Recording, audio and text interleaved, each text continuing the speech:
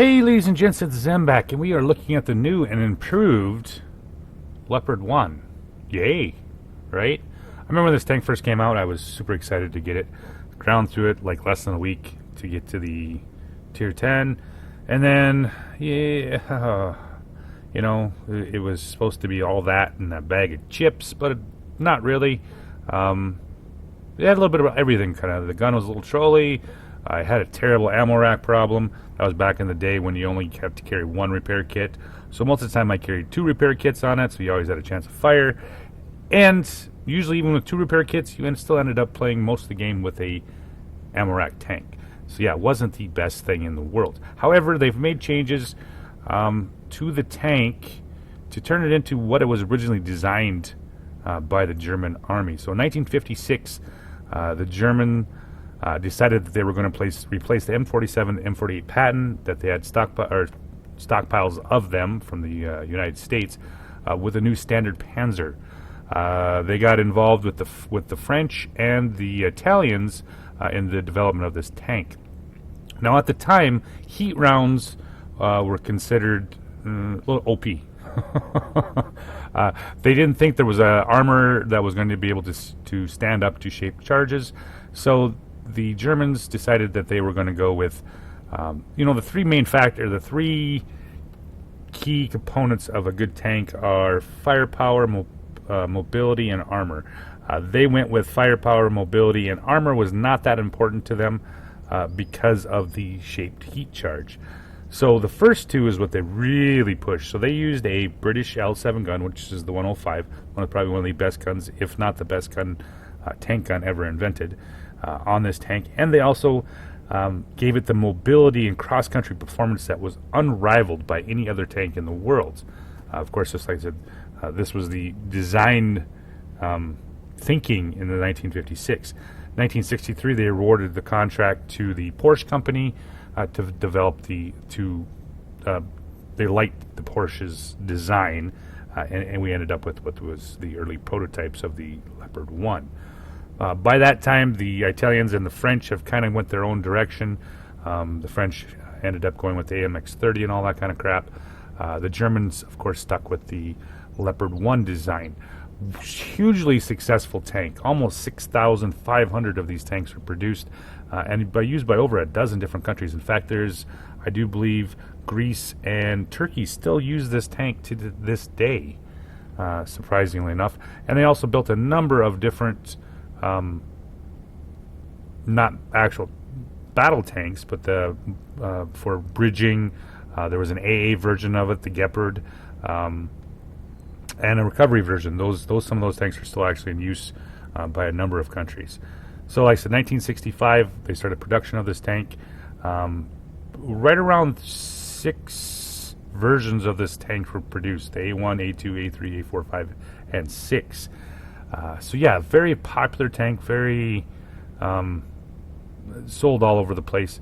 The Germans, however, by about the 70s, I believe early 70s, they'd already started looking for, actually late 60s, looking for the replacement for this tank, and they were in with the MBT-70 program with the United States, which of course didn't turn out all that great for either country. Neither one of them put that tank into production. So Leopard 1 kind of soldiered on a little bit longer than it probably could. It was already a little bit outdated, even with the L7 gun on it.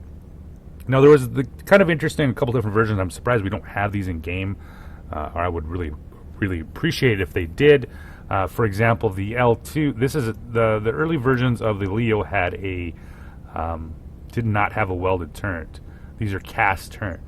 Wasn't until the A2 when they had a welded turret, and of course, by the time they come to the A3, they were able to change the shape of this to a little more angular, and they also added spaced armor to it. We actually have a picture of one. This is the A4, but the A3 was very similar. They also added the skirts in the first versions, the A1, actually I think it was the second batch of A1s. They added the infamous, if you ever look at a Leo 1, usually always have these skirts. However, it was this turret right here that made it a little bit better, up armored, of course. I think 50% more armor on there. I would love to see this tank instead of the original caster, but I don't think we're going to see that in game. So that's the history of this tank, still serving in a number of countries and all that kind of stuff. So what did they do to this tank? Well, the rebalance is they've kind of turned this into a mobile sniper, I guess you'd want to call it. Accuracy, armor penetration, shell velocity, and gun stabilization were the big ones. The regular rounds, 1,480 meters a second and 1,630 meters a second with the premium rounds. Some of the fastest shells in the game. This thing's a fucking railgun. I'll be honest. This gun on this thing. And I used to think the 128 millimeter on the Jagdtiger was the best gun in the game, but this is better. I know I'm partial to the Germans. I mean, you can make the argument about the British guns, but yeah, this thing is ridiculous. Gun dispersion during movement and suspension rotation, negative 24% lower, ridiculous on the move. Same way with the rotation speed of the suspension and the maximum reverse speed to 23 kilometers an hour. They've turned this into a massive Hellcat, maybe. It's TD. Yeah, it moves around the battlefield very well. Has a very good gun. Just does not seem to want to miss. And of course, they increased the penetration, which was a huge thing. Both are standard and premium are both APCR rounds, which don't lose penetration quite as easily as some of the other APCR rounds. The premium 323 millimeters. So that's what we get for the changes. Accuracy, armor penetration, shell velocity, and gun stabilization. All are super nice. Now, I played 4 games in this thing tonight. We won't show one of the games because I got the living shit kicked out of me by 3 artillery that decided to test the new Leo out. Every time I poked anywhere or spotted anywhere, I didn't get shot by a single tank but artillery.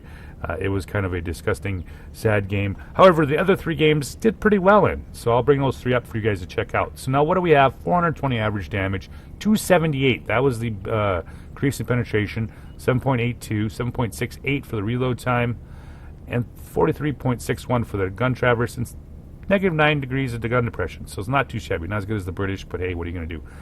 The big one, dispersion at 100 meters, 0.27, and the increase average damage per minute of 3283. 1,850 hit points, 70 on the hull, and 52 here on the turret. Now, surprisingly enough, you will occasionally get a bounce here. Don't depend on, like 1 out of every 600 shots, so that's almost, you can almost guarantee like 1 out of every 600 you're going to bounce a shot off this. Just don't rely on your armor. Rely on your speed, your ability to poke, that amazing, quick, ridiculous aim time. I think standard's 1.7. I got a little bit better crew in here, so 1.56. So this thing does not take long to aim, and the dispersion is just ridiculous. This is originally what the tank was designed. Unprecedented firepower, combined with these ridiculous mobility that this thing gets now.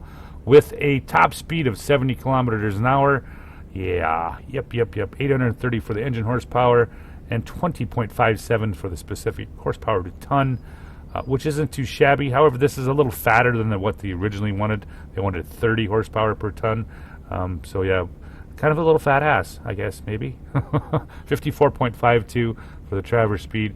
Yeah, concealment, not too shabby, 19.76, almost 20, and a 479 view range. Now that's because of what I'm running here, of course, vents, rammer, and coated optics, plus a pretty, 2 full skills and 80% into the second one. APCR shell is the standard, 278. The other APCR is going to be 323. So, obviously they redid this, and you'll see in the game, I did not realize right off the bat, so these 4 games that I played, that I never rechanged out my loadout. I didn't mount a single premium shell. I have 24 HE shells. I was like, I didn't even notice that till a little bit later. I'm like, really? Not that you need it at 278 pen. We're talking tier 10 TD type penetration with this gun. So ridiculously good. So I'm going to bring up the games for you guys to check out the new improved Leo. Hey, ladies and gents, back with the first game in the new improved Leo 1. Mannerheim line. It's a Tier 8, Tier 9 game. So, yeah. Play style, once again, don't get spotted, don't get shot. Play this sneaky, peeky, use that amazing accuracy and quick aim time and all that kind of stuff here. So we're going to move up here. I'm going to follow the new improved. We're going to do that STB1 too. New improved here, replay for you guys here within the next couple days, hopefully. So, you know, I got a pretty decent view range on here, so we're going to move up here real quick and see if we can spot anything. Find the 705, 268, and there is the, oh, look at this. Boom. Look at the velocity on that gun. Just, I mean, it's ridiculous how quick that round can get down range. So we're going to look around here. We got to find the RU-251, and it's not. I'm not going to stick around here. This isn't exactly a great area for me, at least. So the T-54 lightweights here. We got the STB1 here.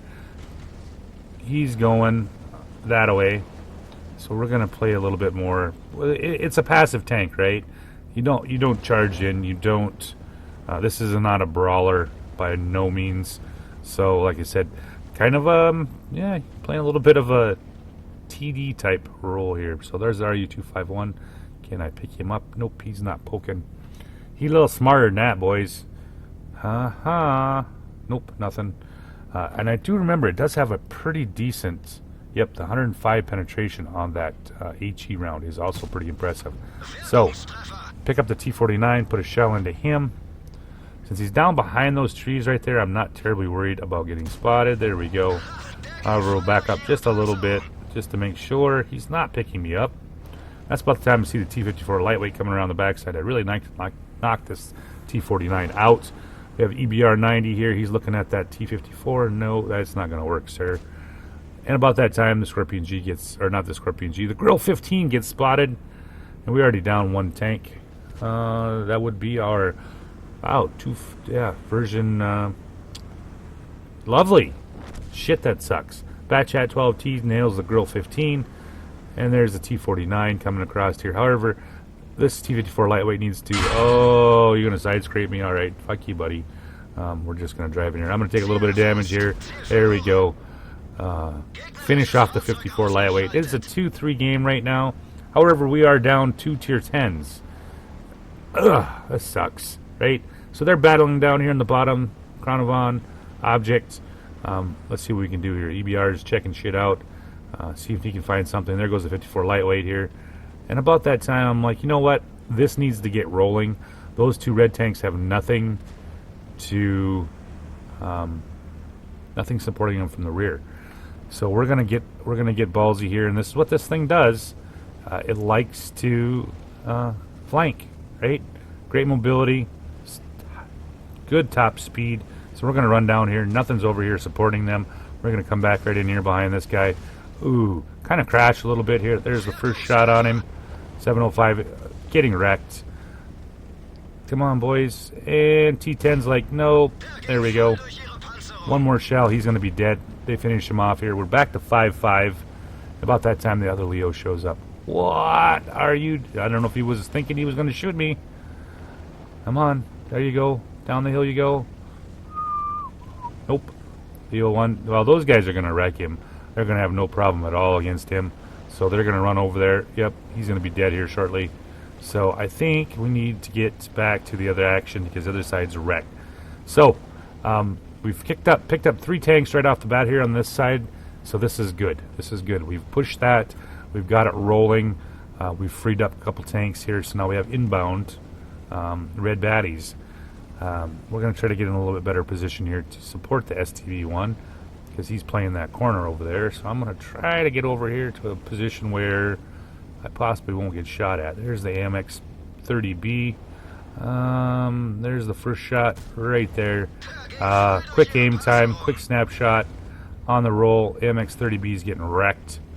STB1's shooting for him. Unfortunately, I think somebody nailed him as well. So the EBR nails the AMX 30B. Now we have a Bat Chat and possibly a T-49 on the inbounds. AMX-30B finishes off our EBR, and we're at 7-8 right now. Artie's in play, and I'm not in a great position here to deal with if there's any artillery here. We're going to back up a little bit. Really like to knock him out here. There's the Grill 15. There's still a Bat Chat, so we got at least 3 tanks here. There's the Bat Chat. What are you doing? Artillery's paying attention. He nails him. STB runs down here. AMX-30B finishes him off here. Let's put a nice shell into the Bat Chat. These guys are both one-shots. However, I'm getting a little spooked here because the artillery hasn't shown its ugly head yet. So we're going to find a rock. There we go. Artillery's fired here. So let's see if we can finish one of these guys off. AMX-30B's looking that way. I'm going to come around the far side. I don't want to get any more chance of getting shot than I already have been. So the Bat Chat's not to be seen. And honestly, I thought at this point he had made a run for it, because I would have. I would not have stuck around here, especially if I was reloading. So I thought, well, I'm going to go up here and see if I can assist. About that time, oh shit, there's the Bat Chat. Oh, there we go. I take more damage than I should have, but yeah, that's what I... Once again, like I said, I don't think... I myself wouldn't have stayed there, so it's like, what are you going to do? So, there's the Grill 15. Let's see if we can get him right from the back side here. Get a nice position to shoot him. There we go. Oh, look how quick that thing snaps there. Strev is around here somewhere. And we have 2 artilleries. Artilleries! So I'm coming for you, boys. Coming for you. Around the hill we go. 277's moved up here. We're sitting 12-9. We're looking pretty here. Absolutely won't screw this up, will we, fellas? No, we won't. Alright. About that time, here comes the BC-155. Oh! There's a dispersion on the move. Nail Steel Ninja Mark II with the shell. He fires as I come up. Nope, you're pretty much done, buddy. Sorry. And we finish him off as we roll on by at high speeds, right? So the Strev 103, he was spotted last by the 277. Let's see if we can give the 277 a little bit of help. He finishes off the T10, so we have a pretty good idea where he's at. Yeah. Love the, like I said, love the mobility on this thing. They've upped the speed a little bit. Still not, power to ton ratio. It still seems a little bit, yeah, I wish it was a little bit quicker, but then again, it really wouldn't be a medium. Then it would be more like a light tank, I guess with the armor and all that kind of stuff it is. However, the gun just simply makes this tank that much better. Now, be honest, I will be honest with this. I will be brutally honest with this. Really good players in general are going to love this tank. However, this is not exactly the friendliest for new players getting used to this whole armor thing and whatnot. So, a couple more games for you guys to check out. Hey, ladies and gents, we are back with the second battle in the Leopard 1. Yeah. This is all tier 10 match. Should be interesting. With the increase in speed in this thing, it really helps to get this thing in position for some of them early shots. So, away we go. We got an M48 Patton. We got some decent medium tanks here. We'll see what we can pull off over here by playing these bushes. Now I got Moss, and there's an Object 260 and a 277 comes to the 9 line with us. This should be interesting.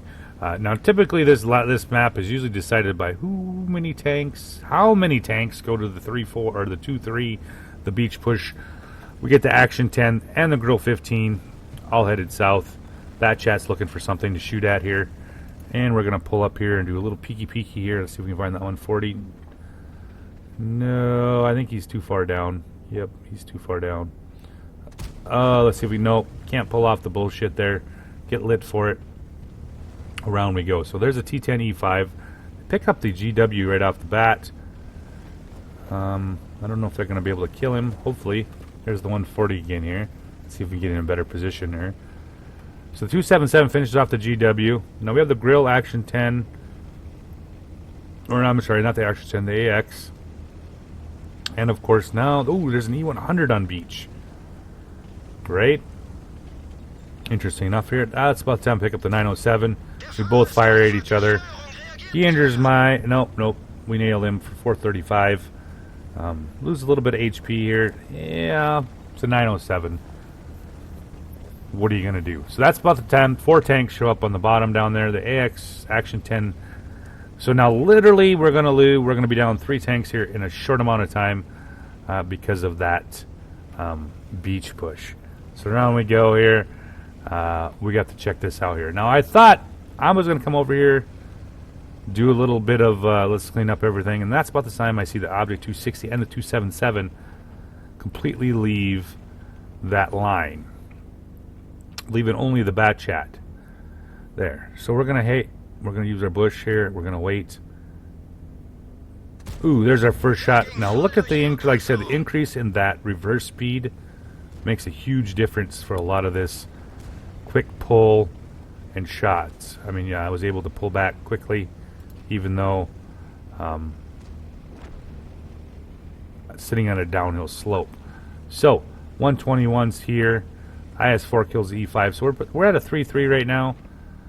Now, unfortunately, so this is not a bad strategy, right? Pushing what's left of the beach here, which is the U100, the 121. There you are, buddy. Let's put a nice 471 into him. Love that alpha on the Leo.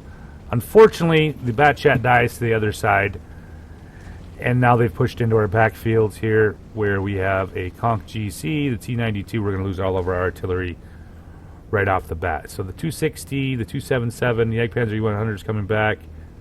Unfortunately, they're not pushing that way. Now, I'm really thinking about, yep, we're going to have to do something here. Otherwise, this is going to go to a shit show, right? So I know there's a Badger down there. Okay, so now the 121's gone. All things left is the Badger and the E100, and they've all pushed over there. So the Badger shows up. Let's drop off here. You know, with this speed and mobility, it's always nice to be able to flank, and that's what this thing does pretty handily. So pick up the E100 here. We got his rear. Let's put a nice 411 in here. Gotta love the alpha on this gun. So this gives my a chance for the 260 to come around here and take advantage of me shooting this guy in the rear. 266, 277. Let's see here. There's one more to the rear for 422. Those guys actually do have shots, surprisingly. So, unfortunately, the Badgers finish off the Jagdpanzer E100. There's the Badger. 907. M48 Patton's getting pushed. And the 277 comes with me, and the 260 goes back up the hill. By this time, it's pretty much in the bag for the enemy team. They still have artillery and a light tank. And, yeah. So they finish off. Wow. IS-4 finished off the 261. The Moss is right there, too. We're going to, however, see if we can help this M48 Patton out here. So there's the 907. Yeah. Let's pull up here. There's the Object 140 here. Oh, no, we're going to pull over here and see if we... Yep, there he is. Pick up the 907. Put a 477 into him. It's about the time I see the 140 pushing on the M48 Patton. All right, back up, buddy. There, give me a shot on your rear. Oh, yeah.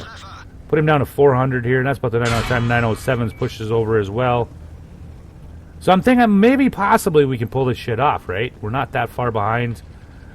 We pulled it back to a 9-10 game here, and that's about the time I see the 277. The Badger is pushed down. Unfortunately, Kronovan finishes off the IS-4, and we're fucked. So the 277's pushing down. Ooh. Hit, but no kill. That's all right. We got the speed. 907's on my tail here. Yes, I love the ability of this tank to move around the battlefield. 907's moving. I'm screwed. I know this here, so we're just going to rack up as much damage as we can before, yeah, he's going to ram me. Ooh.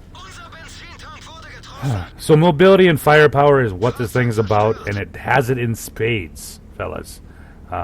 Won't say it's OP, but it's pretty strong tank right now. One more game for you guys to check out. Alright, ladies and gents, back with the third game, and surprisingly enough, this was actually the first game I played in the new and improved Leopard 1. So I was a little surprised, right? I was happily impressed with this tank. Like I said, not OP, but it's much better. It's a much stronger tank than what it was. This was the red-headed stepchild for years at tier 10. Yeah. So with the improvements of mobility, the improvements of its gun accuracy, penetration, dispersion, and all that kind of stuff, has definitely made this a much stronger tank. Clan Wars worthy, probably not. The Russians are always going to dominate that. But as a Pubby tank, it's going to be pretty decent. E50M is one of the better Pubby tanks anyway. This is just, yeah. Of course, I can't really compare this between E50M and this one. Pick up the Leopard one going up the hill. I get spotted. We're trying to get back into this little sniper bush here. Pick up some early spotting on the Leopard one. And, yeah, let's see here. Oh, there we go. Nail the Leopard one right off the bat. It's always nice to finish off some of the competition, right? So, our E100 Type 5 are down on the bottom. They're faced off the E100 and the Defender. E4 hasn't pushed up here, and I'm honestly going, well, what the fuck? By now, there should be tanks hanging out by the 6-7 line, or at least the center part here at 6-7, and I'm waiting. I'm going, come on, really? This is odd. Nothing's been shot. E75 is pushing across. We have tanks down here. There's the Lance and C. He's posted up. So we're going to pull in here. Come on. There we go. There's my bush. And we're behind the bush. Conway can't see shit. Ooh, put a nice shell into him for 412 here. Let's see if we can finish him off here. He's just giving me a little bit of his turn. Yes, there we go. Accuracy, accuracy, accuracy. So the Defender is hanging out. Let's see if I can get the... Nope, can't get him out. So we're already up to 3-0. 20. There's the E4. They're pushed around the other side. E75 is against the 57 and whatnot here. However, nothing has popped center. So it's all about... Yeah, this looks like fun. So, pull up here. There's the T30. E4 still hasn't pushed up here. We're going to back off and see if we can get anything lit here. All right, pull around the corner. There we go. Pick up the GW type. Just when I talk about the wonderful accuracy of this gun, we pull some shit like that. That's all right. We'll finish the GW off. Setting up 5-2. This was a relatively ass whooping, which made me super, happy. So I'm thinking I'm probably not lit anymore. Oh shit, I was lit, and everybody and their mother is sitting right there. Aha! Like I said, I honestly thought I was not lit here. So there we go. Let's see if we pick up the Rhine medal, finish him off. I did get some spotting out of it, even though I did lose a little bit of my health. So round we go. Sometimes I gotta learn to make sure I can count to 6, make sure I'm completely not spotted. Scorpion G, the 103B's up there. There's the E4. I'm gonna be a little bit more careful. Come on, come on. See if we can spot anything. It's amazing with 480 view range, I'm unable to pick up the Strev. Ah, there he is. So, put a shell into his side here. Yes, there we go. He dead. He real dead. So, Scorpion G, E4. 50 TP, and of course there's a Skoda somewhere. He hasn't even been lit yet. Should be interesting. There's the Scorpion G here. Now I don't have much of his. I think I just have the top half is all sticking up here. There's the first shot for 375. Come on, Scorpion G, back up there. Probably not going to get the kill. So I still haven't seen that. There he is. There's the Skoda.